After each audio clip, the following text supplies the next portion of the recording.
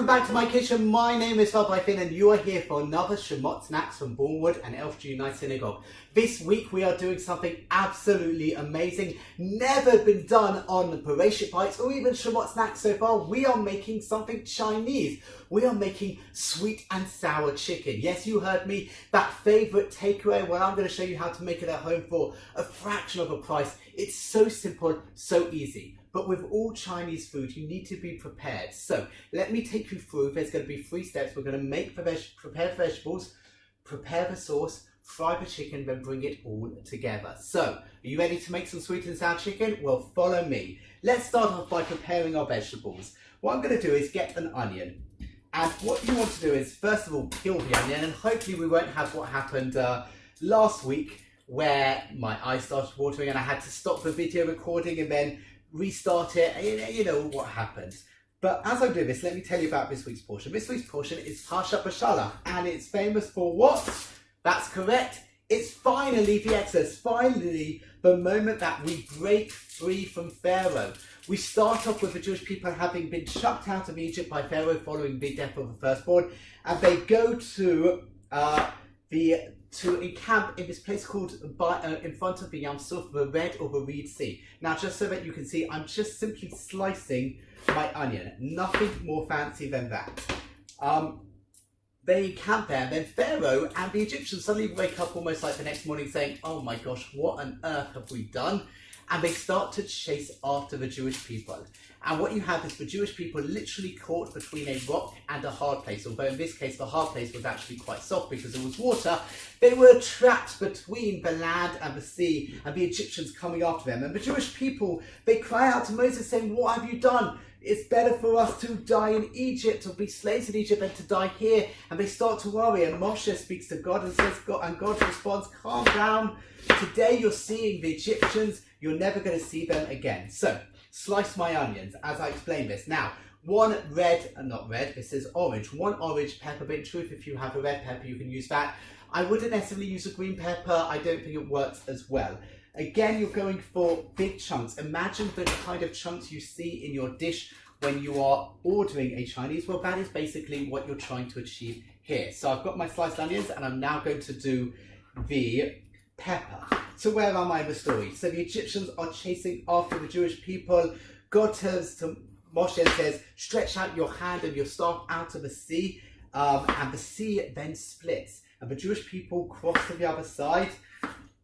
And the sea then covers up the Egyptians who are chasing after them. And the Jewish people are finally free. As you can imagine, the Jewish people are ecstatic, they're elated, they're so happy. And they cry out to God, or they sing out to God for Shirah. And that is why this week is also known as Parshat Shirah or Shabbat Shirah, not after Alan Shearer, the great Newcastle and English and Blackburn and even Southampton forward, but rather Shirah, which is the song of the sea. Az Yashir Moshe B'nai Israel et Hashir Hazot. This is the song that the Jewish people sang of the sea. It's also what we say every day as part of our Shacharit service. Now, the next bit is optional. I like to do this. A little bit of ginger, probably about 1 centimetre of ginger, which I'm going to julienne into really, really thin, small bits. And again, I just think this adds a little bit of flavour to the dish. So, got my ginger, I've got my onion, and I've got 1 clove of garlic, which I'm also going to slice quite thinly to add when we do the stir fry later. After the Jewish people are free from Egypt, we have them travelling in the desert. They're unable to find some water for 3 days, and then we have a whole incident in Marah, which I'm going to explain in a few minutes' time. But also, this is the time that they get introduced to the law of man. They get introduced to manna, that special food that they ate whilst travelling in the desert, which would taste like anything that they turned their mind to. Any dish that they wanted is what it would taste like. And this is what is going to sustain the Jewish people throughout their journey. Now, it's important to remember, at this stage, the journey is only going to be from here to Sinai, and then from Sinai directly into the land of Canaan. It should take no more than a year. How long is it going to take? 40 years. Well, why? We're going to discover much later on with the sin of the spice. So I've got my vegetables. What I'm going to do is, in quite a deliberate order actually, I'm going to put the ginger and the garlic into a bowl first. Then I'm going to add the pepper, and you'll see why in a moment. And then finally I'm going to top it off with the slices of onion, and I'm going to move it to one side. So there's the vegetables done. Now this is a chicken sweet and sour, or sweet and sour chicken. So I'm going to do the chicken, but before I do that I want to make the sauce up. Now the sauce is really simple. Admittedly, you might want to experiment a couple of times to get your exact sweet and sour, but let me show you it. 75 milliliters of pineapple juice. If you buy a small tin of pineapples with juice in, that's roughly the amount of juice you are going to get in, and that should be enough. Into that you want to add 3 tablespoons of brown sugar, ideally dark brown sugar. Now add in a tablespoon of vinegar, and I would like to do a gesunter tablespoon of vinegar, just so that you get enough sharpness in it. So I do probably, what's that, 1 and a bit tablespoons of vinegar. And finally, you're going to do 5 tablespoons of tomato ketchup. Give this a really good mix, because this is going to be the foundation of your sweet and sour sauce. In fact, this is a sweet and sour sauce. I should have said at the beginning, this is probably enough for 2 to 3 people, this recipe. It's not going to have that super red colour or even that orange colour that you sometimes find in takeaway, because they might once in a while use a little bit of food colouring. But sauce is done, vegetables is done.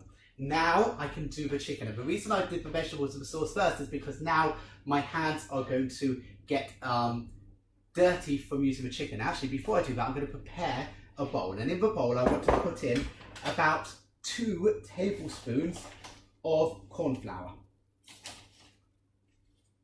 So, 2 tablespoons of corn flour. Take a fillet of chicken breast. 1 good sized chicken breast would feed 2 people, maybe 3 if you're being a bit stingy. But I work on usually 1 chicken breast for 2 people. And what you want to do is slice this up into bite-sized chunks. The chunks that you're going to get eventually, once it's been fried, are going to be bigger than the chunks you are cutting them up. And as soon as you cut them up, put them into a bowl with the corn flour. So the story basically ends with the Jewish people heading towards Sinai, ready for the revelation. Just adding in the final bits of chicken. Now you might ask, what is it that we are doing, or why is it that we are doing sweet and sour chicken? Well, I told you there's an incident in a place called Marah. I'm just stirring the chicken, by the way, in with the corn flour, and then I'm going to wash my hands because I've touched raw chicken. I told you that there's an incident in a place called Marah, but I'm going to keep you in suspense as to what actually happened, because now my chicken, let me just show you, is covered in the corn flour. I'm going to leave it for a couple of minutes whilst I wash my hands, and then I'm going to take you over to the wok and explain to you why it is we are actually making sweet and sour chicken. Okay, so welcome to this side of the kitchen. You've never seen it before. This is my normal hob, but I have to use this hob today because I need the gas fire to be able to make my wok work. So what you want to do is turn your wok on to its high heat and pour in about enough oil to be able to deep fry the chicken. So I'm saying probably about a cup of oil in there. I'm using sunflower oil in this case, and that will just now warm up. As it's warming up, let me explain finally why are we making sweet and sour chicken. Well, what happens is the Jewish people travel for 3 days, and we're told that they can't find water. Eventually they find water in a place called Marah. Marah means bitter. Why is it called bitter? Well, what happens is they get there, the water is bitter. They are unable to drink it. They complain against Moshe, and God tells Moshe to get a stick and throw the stick into the water, and that makes the water sweet. Now, according to the Talmud, actually, when the Jewish people arrived, the water was sweet. Once they arrived, it turned bitter, and then once Moshe put the stick in, it became sweet. So in a way, it was a sweet and sour stream of water, hence why we're doing sweet and sour chicken. You get it? I think it's a genius connection. I hope you appreciate it too. My oil is still coming up to the heat, hence why I haven't put any chicken in yet. Now, let me explain to you both something really beautiful. The Koska Rebbe says, wait a second, look at the text. In Hebrew it says, Kimarim Heim, because they were bitter. Now, if it meant the water, it would not have used Heim, they. They, he says, refers to the Jewish people. What happened was the Jewish people were bitter. Why? Because Moshe had moved them on from the banks of the river, of the Reed Sea, of the Red Sea, where they were busy taking all the gold, silver from the chariots, from the chasing Egyptians which had washed up on the bank. They didn't want to move on from that position, yet Moshe made them move on. What was worse is they then struggled to find a source of water, and this caused the Jewish people to become bitter. And the Koska Rebbe says their bitterness is what caused the water itself to taste bitter. Because if you go around being bitter all the time, everything around you is going to be perceived as bitter, as horrible, as not nice.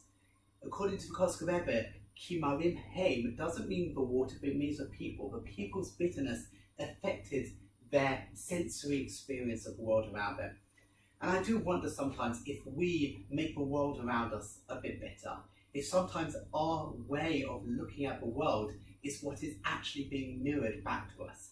And that sometimes if we find that things are bitter, not going our way, we need to change our mindset as opposed to expecting everything around us to change. Something for you to think about. Now, my oil is nice and hot, but I'm going to test it with a piece of chicken. And what you want to do is cook the chicken for about 4 minutes in total, and check a piece afterwards to make sure it is cooked. Now, I'm going to be able to get all of my chicken in one go in this hob, but if you were doing more than one breast, you need to do it in a couple of batches, otherwise you're going to crowd the oil and it's going to be cool down the hob too much and won't cook. So that is absolutely perfect. I'm going to add in all of the chicken and then I'm going to come back to you once it is cooked. So after 4 minutes, take your chicken, test a piece, make sure it's cooked through. Once it's cooked through, drain it onto some kitchen paper so that it can absorb all the oil, and then discard the oil in a safe place. Now, put that to one side. It's going to keep warm. Get your wok on and turn it on to the highest heat. And add in a teaspoon of oil. Again, you want to get the wok as hot as you possibly can because the whole point of stir fry is cooking quickly. We want this sweet and sour to be amazing. Whilst that is coming to the heat, you can do, which I've just done a moment ago, which is cut up some pineapple slices to add in at the very end. And let me explain what we're going to be doing. We're going to be frying off the vegetables and then adding the sauce, bringing the sauce up to a boil. Once it's really boiling, adding in the chicken, adding in the pineapple, and it's going to taste amazing. So I don't know if you can see my wok is now steaming.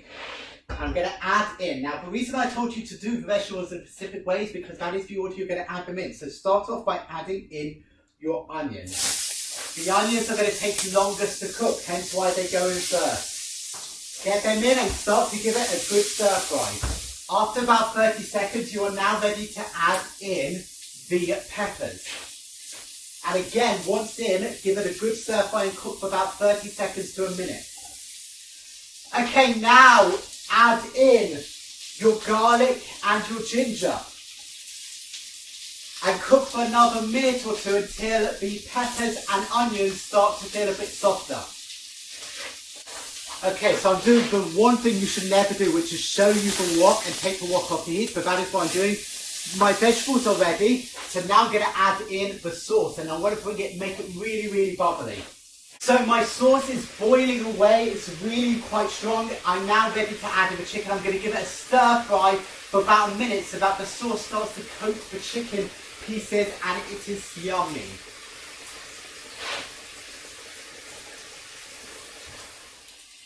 And there you have it, my sweet and sour chicken. So easy, so simple, make it yourself at home. And do you know what? Best to serve it with some egg fried rice. Now, if you're interested to know how to make egg fried rice, well, stay tuned for the very end of this video for a special bonus feature. For those of you who aren't, do give us a go. Shabbat Shalom. So, as a special bonus, I'm going to to show you how to make some egg fried rice. Why? Well, you can't have sweet and sour chicken without egg fried rice. This is a super simple recipe. Let me show you how to do it. First of all, get your wok on to a really high heat and add about a tablespoon of ground nut oil. This is a peanut-based oil, so if you're allergic to peanuts, please don't use it. Instead, use a different oil. If you're not allergic to peanuts, please use groundnut oil because this really, it does something to the taste. I'm not quite sure it works, but it works really well. Swish the oil around your wok. You want to get your wok steaming. Over here, I've got 125 grams of raw rice that I've cooked, so I have no idea how much it weighs now, but I started with 125 grams of short grain rice, which is cooked and is just cooling down and steaming off.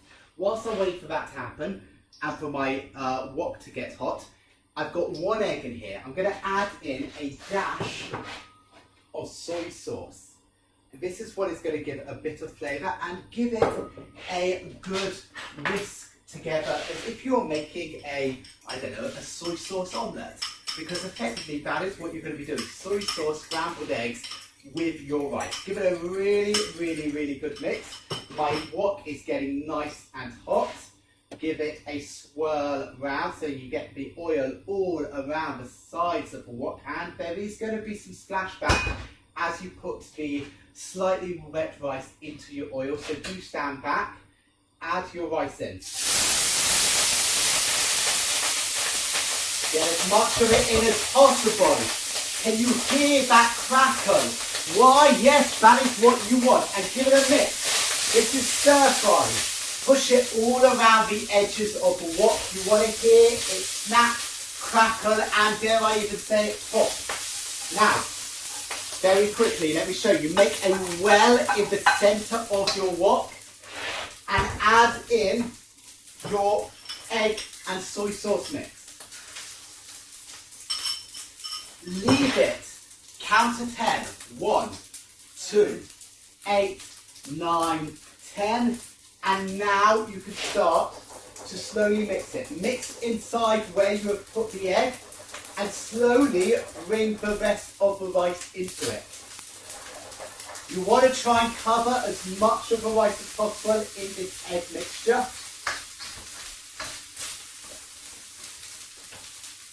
And there you've got it. Egg fried rice. Let me just put it up into a plate to show you. Now, if you're being fancy or posh, you would put a bit of spring onion over it. But there you have it, egg fried rice to go with your sweet and sour chicken. How easy was that? Took what, a minute to make? I'm going to put this to one side, and to get the sweet and sour chicken